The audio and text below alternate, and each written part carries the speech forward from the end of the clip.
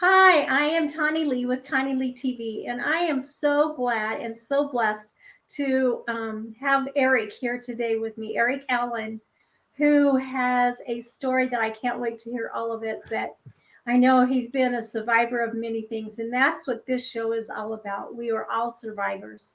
It is a choice that we make, and by the help of God, if we so choose, we are able to succeed and to thrive in life.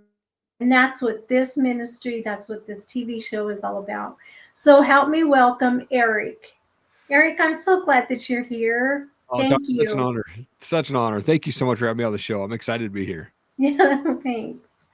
Well, I look forward to hearing your story, and I always do. And the stories I get to hear so much are from women, that who went through all kinds of stuff. And I've had a few men on here, that have told stories. And my very first guest actually was Dr. Doug Weiss, who I did my recovery through. And so he's also been a victim where he's just a survivor, so his life Sure. was affected by someone else. So, tell us a little bit about, to begin, what you do today. I know Sure. you have a men's group that you do. I do. Yeah. So, erikallenmedia.com is the website. And so right now I have the podcast that I've been running since 2017. I've done about 400 plus episodes between the two podcasts that I've ran, and been blessed to speak with guys like Tim Story and Ed Milet and Brad Lee and Jim the Rookie Morris, and just been blessed to speak with some truly amazing people. And so that's what I do. I do podcasting. I do content creation for brands. So they'll send me their boxes. They want a box opening video or how-to video type stuff like that. And then my other company that I just founded is called Operation Life. And that's where a buddy of mine, his name is Ian Inman. He's a sergeant in the Army. And we launched this company to really help men that are just feeling lost and confused and going through all these trials in their life. And so what we do is we meet weekly via Zoom, and we jump on a call with other men that are in the same boat. We're all on a level playing field. No one's better than anybody else. And we get on there, we talk about how we can hold each other accountable in our marriage and our business and our faith and our walk with God, and how can we make lives better, and how maybe I can connect somebody with someone else in the group on a need. And so that's what we do. Is every week we get together on this, and operationlife.com is the website. That's amazing. Wow. I tell you, because coming from a woman who has been through something, and I always was like, where, God, are you're the real men, right? Because my life has been nothing but men that have either hurt or deceived in some way. Yeah, And so it's such an honor to know that there are other men out there that have taken their hurt and their pain, and now they're willing to go and to help other men and to lead them, to help them grow, whatever it is. And so I want to say thank you. absolutely. Yeah, we're super excited. We just launched this about a month ago, and it's been going really great. We're going to do a live free event that will be open to the public December 14th and 15th. We're going to have some guest speakers come on. And it's going to be an hour and a half. And we'll have the information up on the website soon. Yeah, so we're going to do a free event that'll be 14th and 15th of December for an hour and a half each day. And we're going to have some just amazing, God fearing, like Christ following men on there to come speak life into us. We're really excited about it. Yeah, well, in our life today, we need that just Yeah, as well as the women, but we sure need that. sure. Yeah, So, Erik, I want to go to your story of your survival. sure. Start off wherever you want to, whatever age that you feel comfortable telling. But that's what my show is about, and mine is about the 12 steps, and that is because of the recovery that I went through from being married to a sex addict, intimacy anorexic narcissist, like I was saying, with Dr. Doug Weiss. So. Mm. Um, Go ahead and let me hear your story. Tell the world your story. Come on. That's awesome. Yeah. Yeah, I mean, I grew up in Eastern Washington State, a place called Tri-Cities out there. And I thought it was a typical household. I played Little League. I went to Sunday school with my family. And my parents decided to get divorced when I was 11 years old. And I had never heard that word before. I didn't know anyone who had gotten a divorce before. It was kind of a shock to the system. My mom ends up getting together with a guy who was very physically abusive almost right away. And I didn't understand why she decided to stay with this man. I remember there was times where I was, outside of the house looking through the window of their bedroom, and he'd be hitting her with a cordless phone. And I just didn't understand why she stayed. I'd call the police, they'd show up, she wouldn't press charges, rinse and repeat all the time. And then they did the smart thing. They got pregnant. And what they did was they ended up moving us from Washington State out to Stevensville, Montana. It was population 1,200 people. And they rented a house on 5 acres. It was beautiful, right by the Bitterroot River, 2 ponds on the property. And the house had 3 bedrooms. It was one for them, one for my little brother who's a couple months old, and then one for my sister who's 4 years younger than me. And then they said, Erik, you live in the garage. So I literally had half of the garage as my bedroom. I had a plastic tarp down the middle, and the truck would pull in on one side, and then the other side was where my bed was at. And luckily I had a fireplace out there to keep me semi-warm in the middle of those winters of Montana. But so, the arguing and the abuse continued out there. There was a moment where I was about 13 years old. They came home arguing. It wasn't anything different than any other night. But I remember brushing my teeth, and as they came in, I felt God go, man, you got to turn around and see what's going on. And so the way the house was set up was behind me was the kitchen to the pantry to the garage door where my room was at. And as I turned around, in between or on the floor, in between the pantry and the garage door, this man is on top of my mom, just punched her in the face after that. Boom, boom, one after the other. And I walked up behind him and I grabbed a cast iron pan and I swung as hard as I could. I split the back of his head open. And he turned around. It didn't knock him out. He said, what then? As he said that, I took another swing and I split his forehead open. Lots of blood. He stood up, still wasn't knocked out. Cops finally showed up, took him to jail. I thought I was the kind of the hero for stopping this from happening. And it wasn't much longer than after that I was kicked out of the house. I had 3 months left of my freshman year of high school. So I went and lived with my buddy Forrest in downtown Stevensville, and we walked to school every day. And that basically set me on a path of destruction for the next 10 years of my life. It's pretty insane. So I moved back to Washington State to live with my dad for my sophomore through senior year, but got into drugs really early. So I was smoking pot, I was taking mushrooms and acid and opium and hash, and you name it, I was putting into my system. My senior year of high school, I got arrested for having a bong, which is interesting now because it's legal in Washington State now. But at the time, in 1998, when I was a senior in high school, it was illegal. And so literally had to go to jail for 24 hours when I was a senior in high school. It was pretty scary. I was 145 pounds and about 12 other guys in that cell. And you thought that you might think that might set me straight. It actually put me on a complete different trajectory of drinking. I wasn't a drinker until then. And then 2 weeks after I graduated high school, my dad kicked me out of the house. I woke up to a Post-it note on the window that said, you can't comply with house rules. You have 48 hours to get out. And so at that point, between ages of 18 and 21, I moved 21 times. I lived on couches here, couches there, place there. Moved to Seattle with $100 in my pocket. Ended up living off credit cards. So by the time I was 21, I was $28,000 in debt and had to file bankruptcy. And so I was just like, no direction in my life, had no idea what I wanted to do. And I was working at Universal Records, my dream job, got laid off on my 1-year anniversary, working at Starbucks then after that. And a girl walked into Starbucks and said, hey, we've got a cool college age event down at our church. Would you be interested in going? And it was in that moment where I was depressed. I had no friends. And really, she was really good looking. So I was like, yeah, what time do I need to be there? And I go down to this church event. This is on the other side of the state of Washington where I grew up. And I ran into guys that I had grown up with. I'm like, what are you guys doing here? I haven't seen you in 4 or 5 years. And it was just this interesting thing that God was planting a seed in me in that moment. And it was a month later, it was Easter 2004. I went out and I partied with the band that I was managing. And I woke up Easter morning and I surrounded by 15 guys. And I felt God go, man, you're going down this path that's going to end your life real quick. And I decided in that moment to give my life to Christ. And right there in my buddy's basement, I surrendered. And I said, God, I'm done. And I quit cold turkey, drugs, drinking, cigarettes, everything in that moment. And I called that girl up and I got her voicemail and I said, hey, thank you for inviting me to that church event. Maybe I'll see you at the church sometime. Or maybe I'll see you at the store sometime. And a month later, we were dating and now we've been married for almost 18 years. That's awesome. So it was, I tell her all the time, she's my guardian angel because I was really just on the brink of just low that I could be. And we're actually both born at exactly 1:41 p.m. Different days, different times, or different days, different years, but the exact same minute on her birth certificate. I'm like, man, all right, God, this is you bringing her into my life here. Wow. Isn't God incredible? Oh, how man. He takes all of those pieces and from the moment that, well, even before you were born, he was putting all of these pieces together Mhm. and working things out and linking them all together just so you could meet at the right time with the right person, right? But Yeah, oh absolutely. my gosh, Erik, what a story. Oh man, that's heart wrenching. It really, really is. I Mhm. cannot imagine going through all of that. A little bit I of a know. craziness for sure. Yeah. Oh, and to see your mom, be hit and tortured and just yeah. And I'm only speaking just from my side, but I Sure. know my son was so affected by the things that he saw me go through, and Mhm.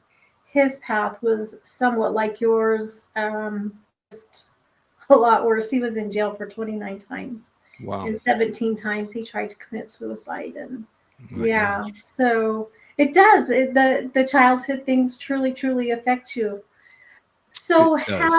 how did you start getting through all of this? Because I know sometimes we just leave it in there and Mhm. it just sits there and it eats at us and it destroys us.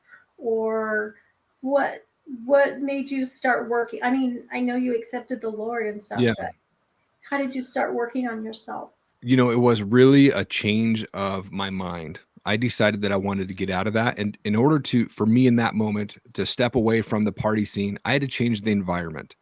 I literally had to say, "All right," I called up my buddies. I was like, "Guys, I'm not healthy. I've got to step away from this party scene for a bit." And what I did was I replaced that party scene with guys at the church. I found dudes in the church that I was invited to that had great marriages. They had great walks with Christ. They had great businesses. They were great entrepreneurs. And I just said, this is like pre podcasting days, but I said, I want to understand your story. And I would take them out to Starbucks and I would just sit there and go, tell me what you're doing to do what you're doing today. And I want to understand. And I just started reading books like crazy. In a Pit with a Lion on a Snowy Day is probably one of my favorite books that I read back in the day by Mark Batterson. Amazing story, amazing book, and that really helped me guide that on the path that I'm at today. But it was really replacing that dirty, bad environment that I was in with men that were going to the church and filled it with Christ. And I just started spending more time in prayer. And not to say that I didn't struggle as I got married, because 18 years of being married, there's not every year is going to be sunshine and rainbows, right? There's going to be rough times. And my wife comes from a broken home as well. And so we kind of came into this marriage knowing what we didn't want from a marriage, but we also didn't have any example of what to have a good marriage like. So we went through, premarital counseling. And then I went to my own counselor a couple years, like a year into our marriage, because I wanted to understand why I was getting frustrated. Why was I feeling all of a sudden that weight of 10 years prior is coming crashing on me, going, my gosh, am I okay? Like, what's happening? And so I had to go to therapy and go see a counselor and things like that. And so once I did that, it started to get me thinking. And I thought, you know what? My past and other people's opinions of me do not define my future. And so once I realized that, I was like, man, God's got a lot of open doors for me. Let's step into this and let's go full force into what God's got planned for me. And so that's where we're at today. Wow. Yeah, it comes to a choice, right? So Yeah. we can stay where we were, or we can choose to become who we're supposed to be. So I we could love that. stay weak, or we could become strong, right? We can Exactly. stay just as the man on the floor, or we can become a warrior. And I have learned that, and that is one of the things that I like to emphasize is choices. Everything in life comes to a choice. I mean, Yeah. we choose to wake up or we choose to stay in bed and sleep, right? Yes. So from that moment, I mean, it's a choice. The only thing that we don't choose, I guess, per se, is be breathing, because that's kind of like automatic unless we choose to hold our breath, I guess. But Sure. yeah, so I am so glad that well, first that she walked into Starbucks and invited you, and that is what it takes also, right? To be Yeah. out there and to just show everyone the love that Christ has. Mm. So what brought you into doing, your podcast and that type of stuff? Yeah, so I actually didn't share my story publicly until I was 39 years old, and I'm 43. So just about 4 years ago, I decided to go open and say I'm going to start sharing my story, and hopefully somebody will get affected by it. Somebody will be impacted by my story. And it might encourage or motivate somebody else to go, you know what? I went through something similar like that. It's time for me to make a change. And for me, like I said, once I realized that, you know, my past and other people's opinions don't define my future, I heard a guy named Ed Milet speaking around that time that I decided to share my story. And he said, listen, life happens for you, not to you. And it was in that moment, I was like, man, all right, now God, you've got me on this path. You've put it in my heart to share my story. I'm praying God just open doors for me to make an impact. And so far, it's been an amazing journey. I signed a book publishing deal earlier this year. So we're writing a book right now. And hopefully in 2023, Q1, Q2, we'll have that out. And I'm really excited about that. And God's just put on my heart to put it all out there and see what happens. And hopefully we can make some impact. Oh, that's so neat. Congratulations. Wow. Thank you. Thank you.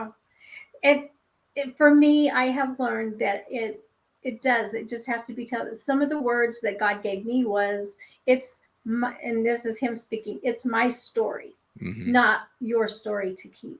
Right. So I know that I'm supposed to share my story. And I think that's what he wants from all of us, because then it just reveals who he truly is, right? Yep, exactly.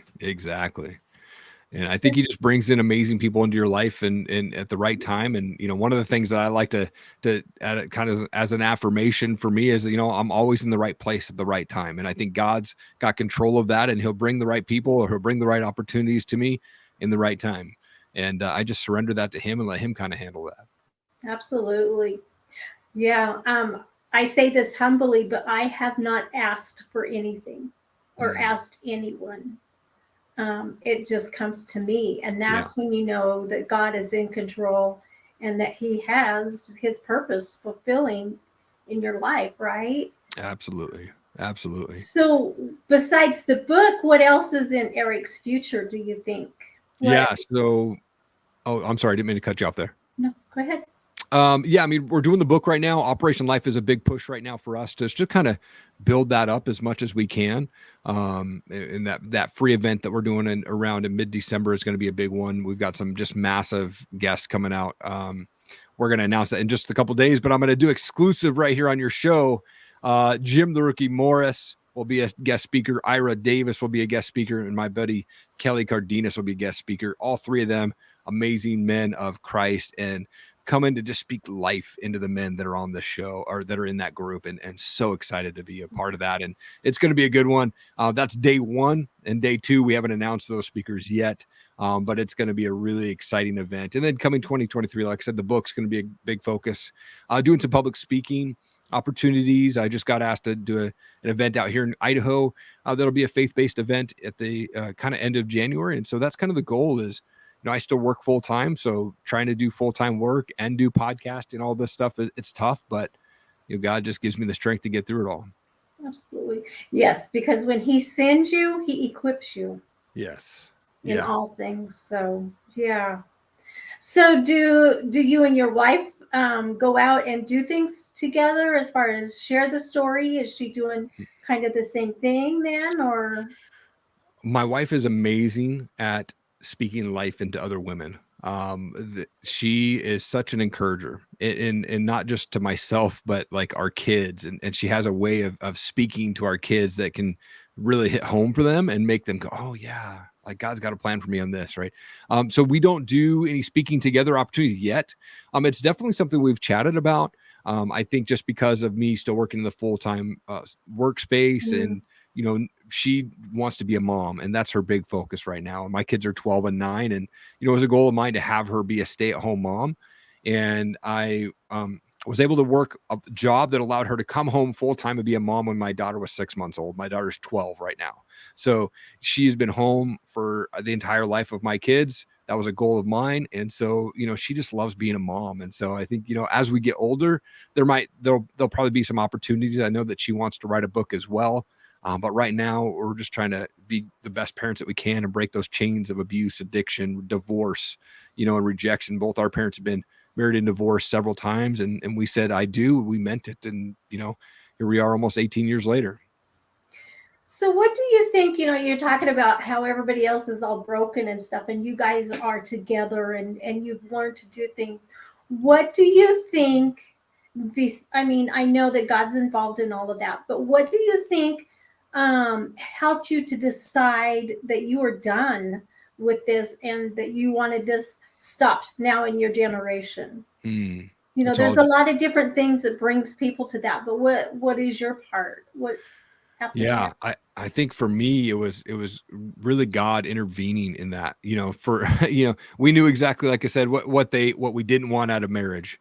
And my wife and I, we go to church. Our parents don't. And it was interesting that the generation of our parents, lots of divorce, lots of abuse, lots of addiction and things like that. But you look at our grandparents and they were like the solid people in our lives. My grandma's 88 years old right now, and she's like 4'10" and extremely powerful in the prayer, like amazing woman of prayer. Yeah. And she's been praying for me my entire life. And she's such an amazing woman. She, was born at a pound and a half and she survived. And then she had 6 kids and now she has 55 great grandkids and things. And I'm the second oldest of second cousin or of my first cousins. And man, she is the prayer warrior that has kept me on path and on track. And I know that her prayers work. And so, my wife and I, when we came together, we said, man, you know what? This is all about God. We don't want to do anything. Our parents are not going to influence our marriage. And we kind of kept our kids away from our parents for a bit and still do to this day because there's some bad influences that we just don't want in our lives. Sure. We came to Idaho. We didn't know anybody. We came out here. We just felt God going, hey, you're going out here. So we wandered into Idaho in 2014 and it was the best decision ever. We weren't in a spot where, either of our families could just go, hey, I was in the neighborhood, right? Like some of our family members don't even have our address.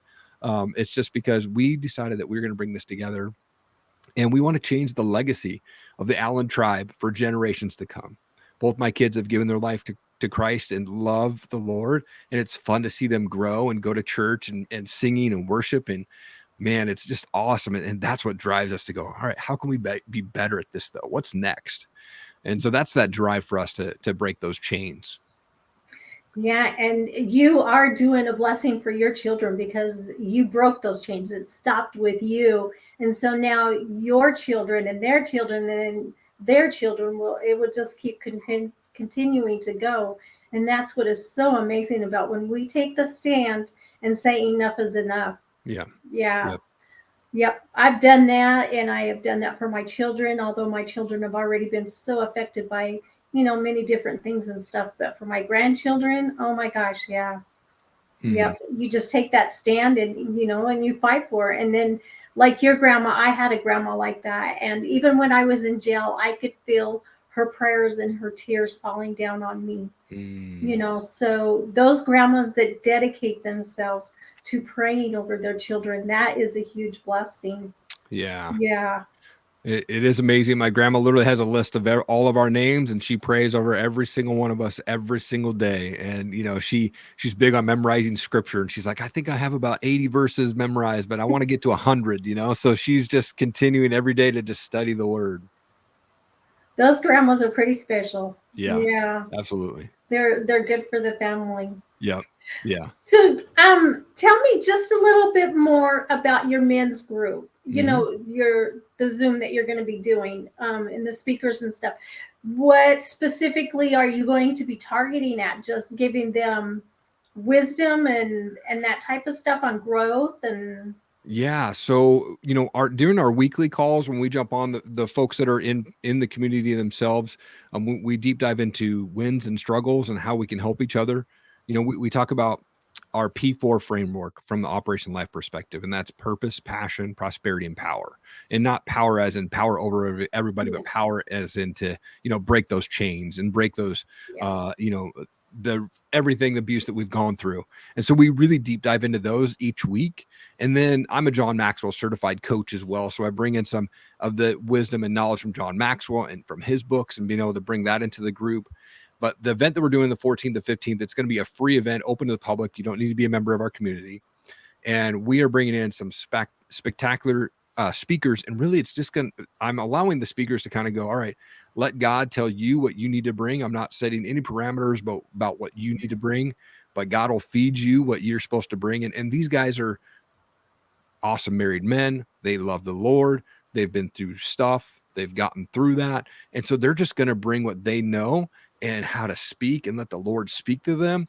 And we're just hoping that we can fill these men with encouragement and motivation and inspire to go be better dads, better business people, have closer walks with God. And that's the end goal, is just to make a big impact on people. And that's what really matters, isn't it? And Absolutely. the Great Commission that we're, supposed to fulfill and stuff, but just to create, I can't say create because we have to do that ourselves, but to go out there and to inspire and to encourage others to create themselves into a better person. Yeah. And, like I said, we need that in the world so much, and I'm sure that your wife has talked to many, many wives or, single women that have went through so much, and it's sad because I would like to be without a position myself, to where I don't have to deal with women that are come from broken homes or broken marriages. And wouldn't that be amazing if we were suddenly put out of work, right? I Sure. mean, I know that's only going to happen in heaven, but Yeah. it's a good thought to have, right? Yep. Absolutely. Absolutely. Well, it has been such an honor to have you on the show, Erik. And I want to say publicly here, thank you for supporting the conference that Oh, I'm absolutely. doing in December. And I know that you and Curtis have been connected, and, in your feature on the magazine. And I just want to say thank you so much for supporting that. And I just pray that God will immensely bless you and all that, He has you doing, and your wife and your family. So Thank I'm you. going to just give you the last couple minutes here and just speak to the audience and just let your heart speak. Man, first of all, thank you so much, Tawny, for having me here, and I'm happy to support your event. I think God's involved in that, and there's going to be some lives impacted through you in that, and it's so amazing that you're able to do that. And here we are in 2022, and the world is kind of chaos. And I would just say this, as a Christian man, I turned off the news 10 years ago. I just don't worry about that. My focus is on God, and so I think if we can focus on Him on a daily basis, for me, it's about stacking those wins. And here I am, 43. If I open my eyes, then that's a win for me, right? So in the morning when I wake up, I go, man, Jesus, thank you for another day to see and hug and hold my family. And that immediately gets me in this position where I'm like, all right, God, thank you. And then I come up and for me, it's about prayer and gratitude. And so I would say, look, if you're feeling lost, just be thankful that you have another day. There's a purpose and a plan for all of our lives, whether we've gone through stuff or not, which we all do. Understand that God's got a plan for you in that, and He'll get you through that. We can do all things through Christ who strengthens us, right? And that's so huge. And just remember that verse whenever you're going through that mountain, whenever you've got that roadblock, that barrier in front of you, that God will get you through that. And man, I think that God's using you in your event, and this podcast is amazing. And so I just want to say thank you for your time, and thank you for having me on the show. Oh, Erik, thank you. It's just an honor to have people come in and to share their story. And this is something, like everything else, I just knew God opened the door because someone reached out to me and said, how did I look you over? And I need you. And so I've just been, paying attention to what God's been doing. And when He says you should have this person, then all I do is ask. So Come on. yeah, That's awesome. and That's especially awesome. the survival stories. Yeah. We all need that because Yeah. somewhere in our life we've had to struggle or and turn it into a survival in some way. There's not a perfect person or a perfect family out there anywhere. Yeah. Like they say, we all have skeletons in our closets. Yes. And I love the fact that now in the last couple of years, we have seen so many people come out and be transparent. And I love it. And that's the way I have been ever since all of this stuff happened. And so I love it. Thank you for being on the show. And again, thank you for supporting us in this conference. And I can't wait to see what God does there. And I can't wait to see what God does with your podcast. So I will be in prayer over yours for sure. So thank you. And I'm praying for you and your event and all of that you're just completely blessed and just making an impact. So thank you again. I really appreciate it. Yes, thank you, Erik. Hey, this is Tawny with TonniLea TV, and I hope that will look Erik up, erikallenmedia.com. And if you are a man that is struggling with anything, I would highly suggest that this is a connection that you need, just from the spirit that I can feel even through this computer. But I know that this has got to be authentic, and for someone to care about others and want to take their lives and give ministry to others, it's amazing to see that. And that is God. That is God. And God loves you. It doesn't matter what you have done in life at all. He still loves you. Doesn't love the sin that we commit, but he loves you as a person. So have a wonderful day, and thank you for tuning in to TonniLea TV.